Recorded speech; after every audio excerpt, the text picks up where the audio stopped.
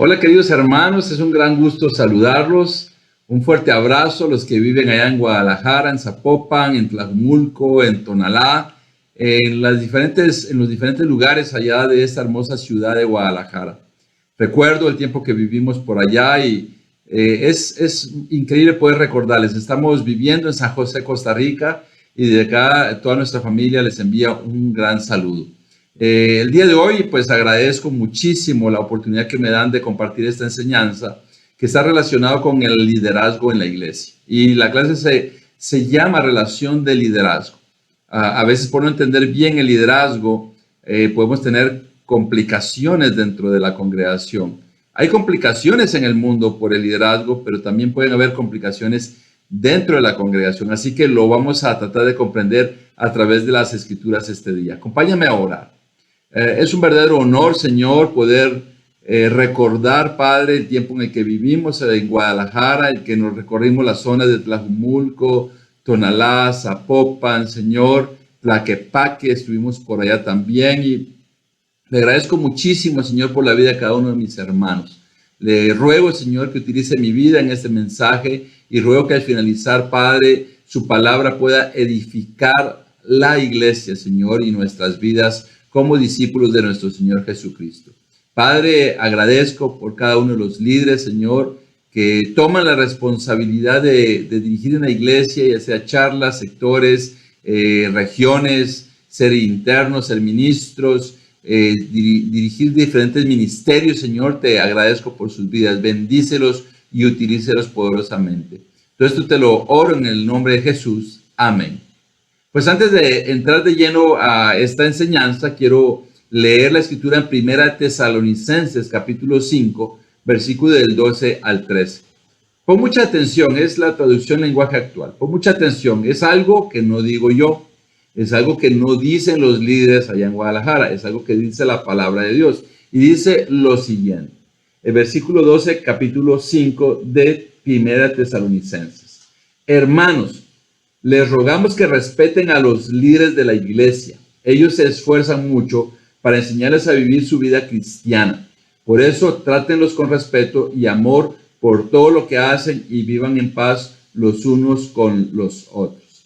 Y quiero hablar de liderazgo, no solo del liderazgo general de la iglesia, sino todas las personas que ocupan un puesto de liderazgo en los diferentes ministerios. Así que un fuerte saludo para mis hermanos que han tomado esa gran responsabilidad de dirigir a otras personas hacia Cristo dentro de la iglesia.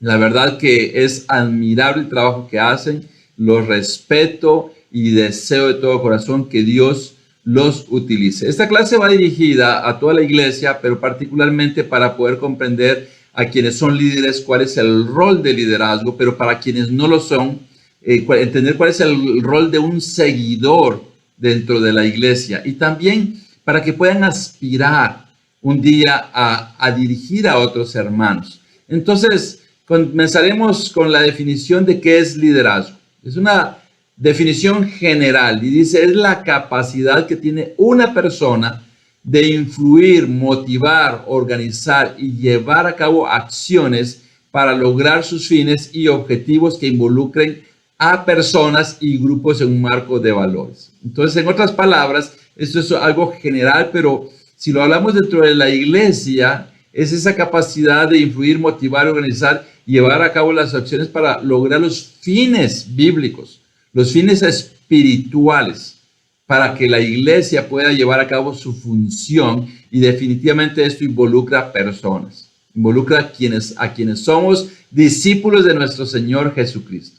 Entonces, nosotros tenemos la oportunidad de trabajar juntos para llevar a cabo el propósito por el cual Dios creó la iglesia. Y a lo largo de esta enseñanza hablaremos de varias cosas, pero para poder entender este mensaje, vamos a hablar de liderazgo. Mira, el liderazgo es necesario, el liderazgo es algo que se pide en los gobiernos, en las empresas. Muchas personas piden liderazgo, pero algo que está sucediendo y que ha sucedido es que cuando no se complace en los gustos privados o particulares de algunos seguidores se ponen en contra de los mismos líderes que ellos anhelaban tener, ya sea en el gobierno, ya sea en el trabajo, y también esto puede pasar dentro de la iglesia. Ahí es lo que se está viviendo en la actualidad. Por eso ves tantas situaciones en contra de la autoridad. Y también vamos a ver qué es ser un líder y un seguidor correcto espiritualmente. La Biblia nos enseña cómo debe ser un líder, pero también cómo debe ser un seguidor.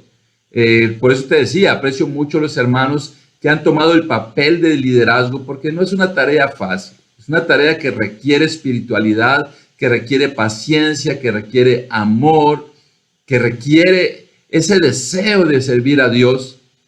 Pero también debemos de entender cómo debe ser un seguidor espiritualmente. Es muy diferente un líder en el mundo y es muy diferente un seguidor en el mundo a lo que debe ser un líder dentro de la iglesia y un seguidor dentro de la iglesia. Debemos de entender que debemos dejar a un lado los conceptos erróneos que tenemos de líderes y seguidores en el mundo. Muchas veces venimos cargados de toda esa imagen, de esa idea de lo que es un líder en el mundo y no logramos comprender lo que significa ser un líder y un seguidor dentro del reino de Dios. En el reino de Dios hay autoridad. Si no hubiera autoridad en el reino de Dios, sería un caos. Y Dios diseñó el liderazgo para poder ordenar la iglesia. Y eso es lo que necesitamos comprender el día de hoy, que Dios instituyó el liderazgo, diseñó el liderazgo para poder dirigir a su pueblo en el Antiguo Testamento, pero también para poder dirigir a su pueblo, que es la iglesia, en el Nuevo Testamento. Vamos a entrar a algunas escrituras hablando del diseño del liderazgo. En Éxodo 18, del 19 al 21, dice, oye bien el consejo que voy a darte y que Dios te ayude. Tú debes representar al pueblo ante Dios y presentarle los problemas que ellos tienen. A ellos los debes instruir en las leyes y en las enseñanzas de Dios y darles a conocer la conducta que deben llevar y las obligaciones que deben cumplir. Elige tú mismo entre el pueblo hombres capaces y temerosos de Dios que amen la verdad y aborrezcan las ganancias mal habidas y desígnalos jefes de 1000, de 100, de 50 y de 10 personas. Serán ellos los que funjan como jueces de tiempo completo, atendiendo los casos sencillos y los casos difíciles te los traerán a ti. Eso te aligerará la carga porque te ayudarán a llevarla. Si pones esto en práctica y Dios así te lo ordena, podrás aguantar. El pueblo por su parte se irá a casa satisfecho. Moisés atendió la voz de su suegro y siguió sus sugerencias. Entonces, aquí vemos ese pasaje bíblico que nos enseña cómo Dios diseñó el liderazgo. Y vemos a Moisés liderando al pueblo de Dios, al pueblo de Israel. Y él era el juez, y imagínate grandes filas de personas para plantearle sus situaciones a Moisés. Y Jetro, su suegro, se dio cuenta de esto. Se dio cuenta de lo que estaba haciendo y le preguntó, oye, ¿qué estás haciendo? Te invito a que leas ese pasaje completo. Y le está diciendo, ¿pero qué estás haciendo? Y él le dice, pues estoy atendiendo las necesidades del pueblo. Y entonces Jetro le dice, pues no está bien lo que estás haciendo. El suegro aconsejándolo y diciéndole, esto no está bien. Muchos utilizan este principio de Jetro como un principio de delegar también la autoridad. Entonces Moisés se cansaba el pueblo y el pueblo no estaba satisfecho. Una de las cosas que debemos de hacer como líderes es buscar que el pueblo de Dios esté satisfecho de acuerdo a la palabra de Dios, y no debemos de pensar que va a estar satisfecho en cuanto a sus intereses, en cuanto a las cosas particulares, sino de acuerdo a la palabra de Dios. Entonces vamos a evaluar. Vamos a evaluar aquí. Moisés estaba haciendo algo incorrecto. Aquí hay un diseño de cómo liderar. Y algo que decía Jetro a Moisés, decía que él iba a ser el representante delante de Dios de todo el pueblo. Y que él tenía que instruir a otras personas, formar otros líderes, que ellos a su vez dieran a conocer la voluntad de Dios, que ellos atendieran al pueblo. Y le dijo, nombra personas de grupos. Y si te das cuenta, en el mundo secular, en las empresas, se maneja de esta forma. Hay jefes de grupos pequeños, luego llegan otros jefes de grupos medianos, de grupos grandes y al final hay un solo gerente al frente de todo. Esto se ve en el mundo secular, pero esto fue diseñado por Dios. Es algo increíble. Imagínate, más de 2000 años y Dios ya había mostrado esa forma de liderazgo, pero no había sido formado para ponerlo en práctica en una empresa, sino para ponerlo en práctica en su pueblo. Y algo que decía que ellos iban a atender, los grupos de 10, iban a tener un líder que iban a atender las situaciones sencillas y las situaciones más complicadas se las iban a transmitir a los otros líderes y finalmente a Moisés. Así es como funciona la iglesia. La iglesia tiene grupos pequeños, grupos medianos y hay hermanos que por el tiempo que tienen en la fe, por el conocimiento bíblico, por su ejemplo de fe, tienen esa posibilidad de atender las situaciones más difíciles, pero no pueden atender todas las necesidades en la iglesia.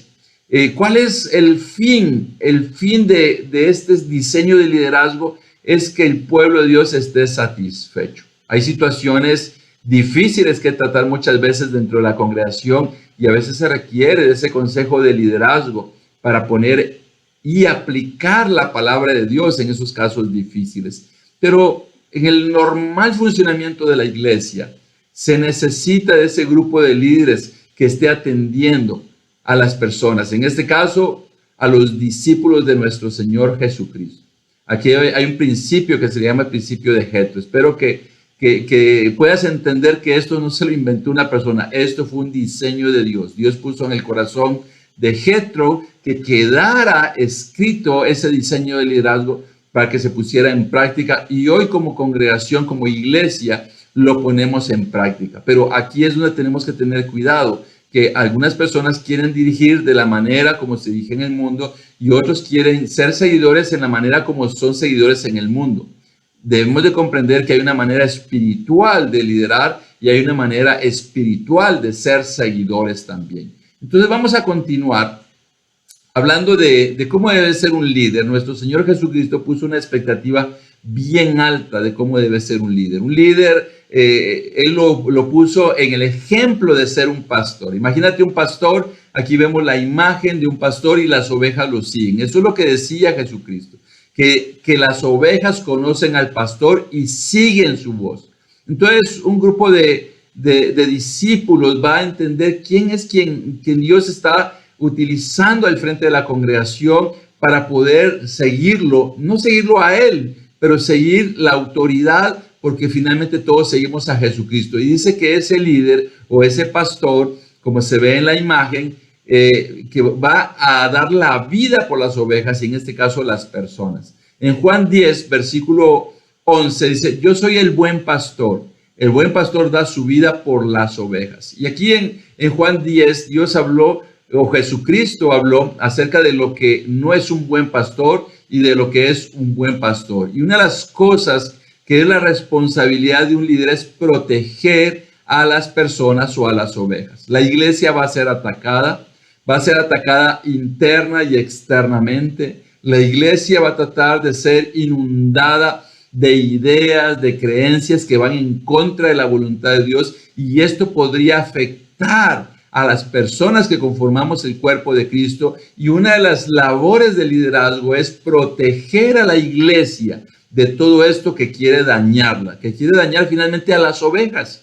A ti y a mí, hermano, que somos discípulos de nuestro Señor Jesucristo, tenemos un enemigo que quiere dañarnos y va a utilizar todo lo que esté a su alcance para poder dañarnos y para poder destruir la iglesia que somos nosotros mismos.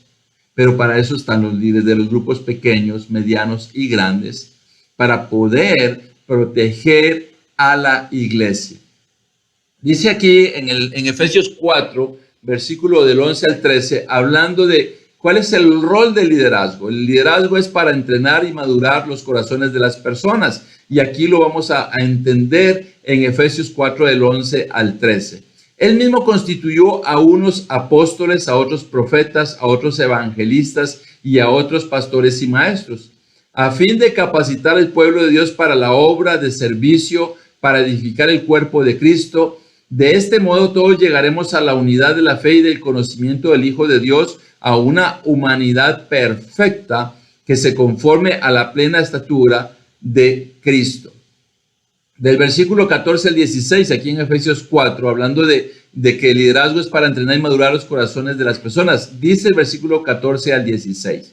Así ya no seremos niños zarandeados por las olas y llevados de aquí para allá por todo viento de enseñanza y por la astucia y los artificios de quienes emplean artimañas engañosas. Más bien, al vivir la verdad con amor, creceremos hasta ser en todo como aquel que es la cabeza, es decir, Cristo. Por su acción todo el cuerpo crece y se edifica en amor, sostenido y ajustado por todos los ligamentos según la actividad propia de cada miembro. Entonces, ¿cuál es la labor del liderazgo? La labor del liderazgo es ayudar a que la iglesia madure y crezca. Una de las labores de Dios es constituir líderes.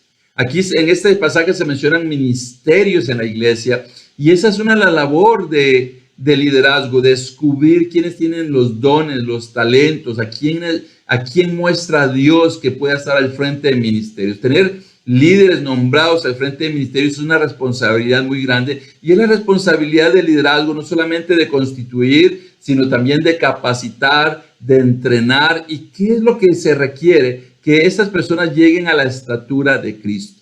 Eso es la labor.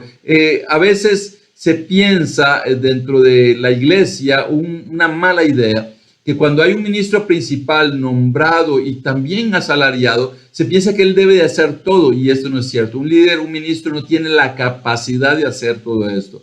Hay labores de ese ministro como estas que son importantes, que es constituir, capacitar para que las personas lleguen a la estatura de Cristo y tanto el líder como la iglesia podamos crecer hasta tener la altura de Cristo. Esa es la labor. Pero si el líder no tiene la oportunidad de hacer su trabajo y solamente tiene que tener todas las obligaciones que conllevan a otros líderes en la iglesia, no podrá llevar a cabo esta función tan importante en la iglesia. Dice que cuando todo crece y se edifica en ese amor, entonces la iglesia también crece.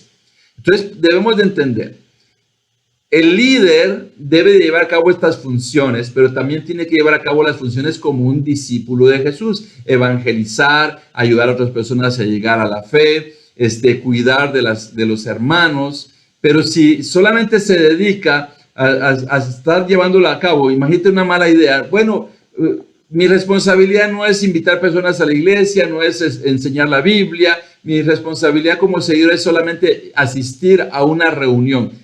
Te equivocas. La responsabilidad de todos es evangelizar, es bautizar a las personas que abrazan la salvación. Esa es la responsabilidad de todos y también es la responsabilidad del líder. Pero aparte el líder tiene que llevar a cabo todas estas actividades para que la iglesia madure y crezca. Esa es la labor, que el liderazgo y la iglesia crezca a la altura de Cristo, que esté a la estatura de nuestro Señor Jesucristo. El parámetro es muy alto, tanto para el líder como para toda la iglesia. Y alguien tiene que velar que esto se lleve a cabo y es el liderazgo en todos sus niveles. Dice aquí este título, Jesús condenó el liderazgo injusto. Debemos de entender que también puede haber liderazgo injusto y aquí quedó plasmado todo un capítulo para mostrarnos cómo puede ser un líder injusto, un líder que no dirige de acuerdo a la expectativa de Cristo. Por ejemplo, Mateo 23, Jesucristo condenó el liderazgo de los fariseos, que era un liderazgo injusto. Los fariseos imponían cargas al pueblo que ellos no estaban dispuestos a llevarlas en sus hombros. Entonces, algunas de las frases que podemos entender acerca de esto es que hay que practicar lo que se predica. Yo no puedo venir a predicar algo que no vivo. Y esa es una relación del liderazgo. Y hay un liderazgo injusto cuando el líder está predicando algo que no está viviendo. Otra de las cosas es también servir sin preocuparse del reconocimiento.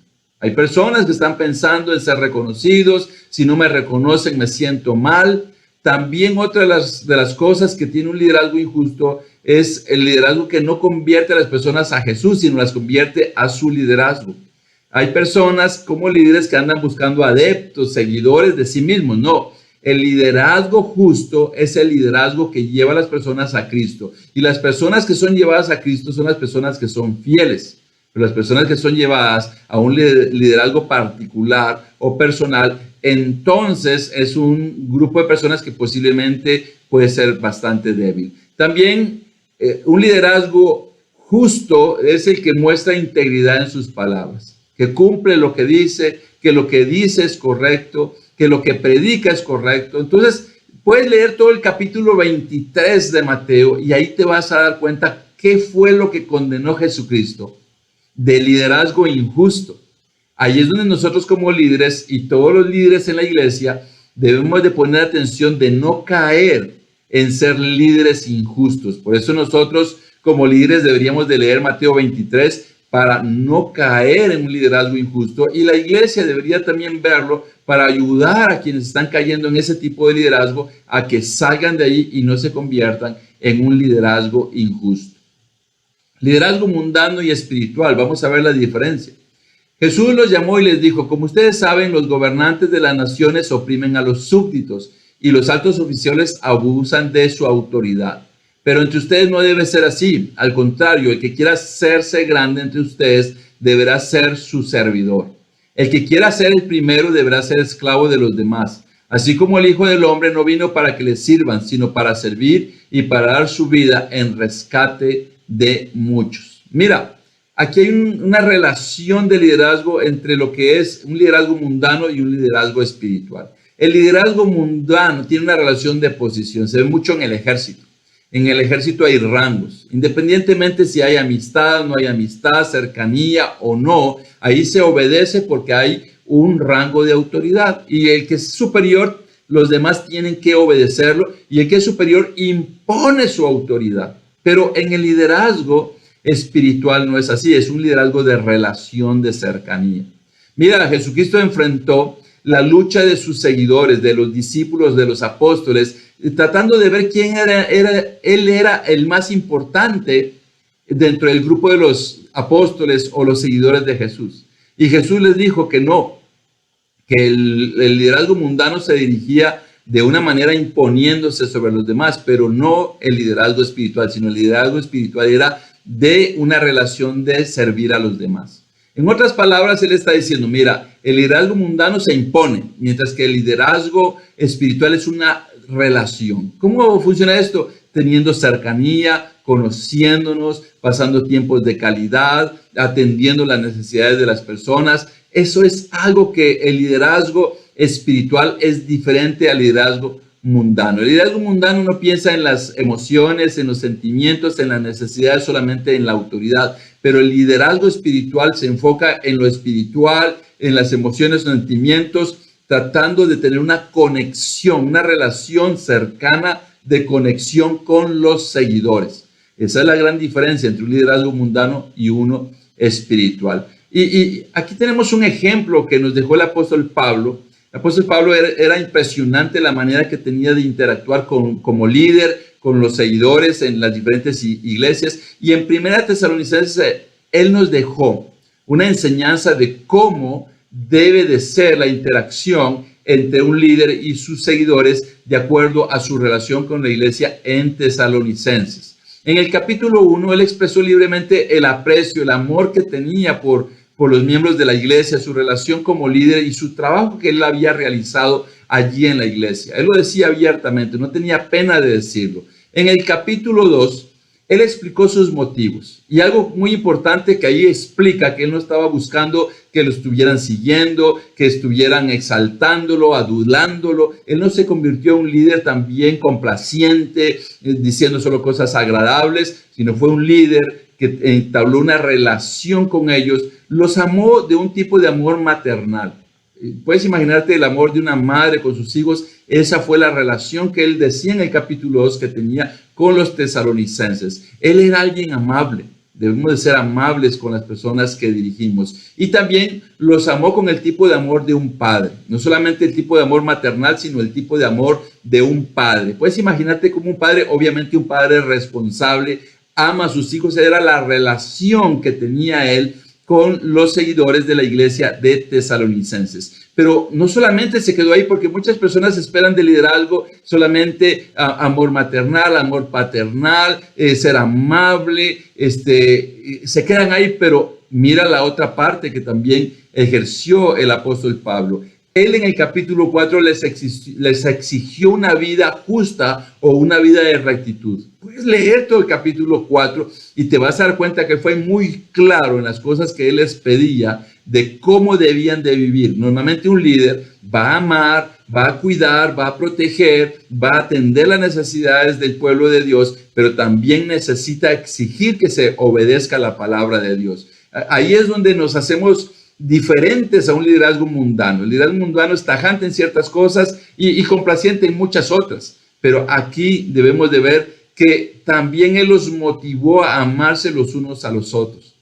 Él no solamente actuaba con amor, una relación increíble, que hay muchos líderes que estoy seguro que lo tienen, pero ya cuando llega el momento de ejercer la autoridad bíblica, a algunas personas no les agrada y eso es lo que genera grandes conflictos, pero aún eso es parte de ejercer el liderazgo. Él los mantuvo enfocados en el cielo, según lo que dice el capítulo 4. Y en el capítulo 5, Él les advirtió sobre el juicio. También les llamó a trabajar siempre en las actitudes. ¿Te recuerdas que comencé con una escritura que había que apreciar el liderazgo? Esa era una de las actitudes, pero ahí les habla de varias actitudes que deben de tener. Pero hablando de liderazgo, Él habló al pueblo, nos habla a nosotros de apreciar, de valorar. Y también los llamaba, dentro del capítulo 5, a estar alegres, a orar y a dar gracias. Cuando una iglesia pone en práctica todas estas actitudes, sabes, todas estas cualidades, lo que va a hacer la iglesia es transformar el mundo. Hay personas que vienen con un trasfondo de rebeldía, de no respetar el liderazgo, vienen así del mundo y vienen a querer ser así en la iglesia. ¿Sabes qué es lo que hace esto? Rompe la unidad y rompe la oportunidad de que la iglesia transforme al mundo. Tú y yo, como líderes o como seguidores, podemos hacer la diferencia en un mundo lleno de tantas situaciones y tantos problemas. No estamos hablando que es un liderazgo perfecto. Todos nosotros como líderes, me incluyo, tenemos mucho que aprender, tenemos mucho que transformarnos, pero también como seguidores tenemos mucho que aprender y mucho que transformarnos. Y para eso está la Biblia. Hoy hemos visto suficiente material como para poner en práctica esas convicciones y comenzar a trabajar más en unidad, y la bendición va a ser para que la iglesia pueda fortalecerse, madurar y también impactar y transformar el mundo. Vamos a ver algunas conclusiones. Aprendimos qué es el liderazgo. Entendemos también que el liderazgo fue diseñado por Dios. El liderazgo espiritual es un liderazgo que ama, que protege. Aprendimos sobre esto. Aprendimos la diferencia entre el liderazgo mundano, que es más bien por una cuestión o una relación de posición, y el liderazgo espiritual, que es una cuestión de relación de cercanía. Y también aprendimos acerca de la relación de un líder con una iglesia de acuerdo a Primera Tesalonicenses. Te animo a poner en práctica esas convicciones. Sé que todos estamos esforzándonos, rompamos los moldes del mundo y pongamos en práctica los moldes que Dios nos da para que su pueblo pueda crecer, madurar, edificarse en el amor que Él desea que tengamos.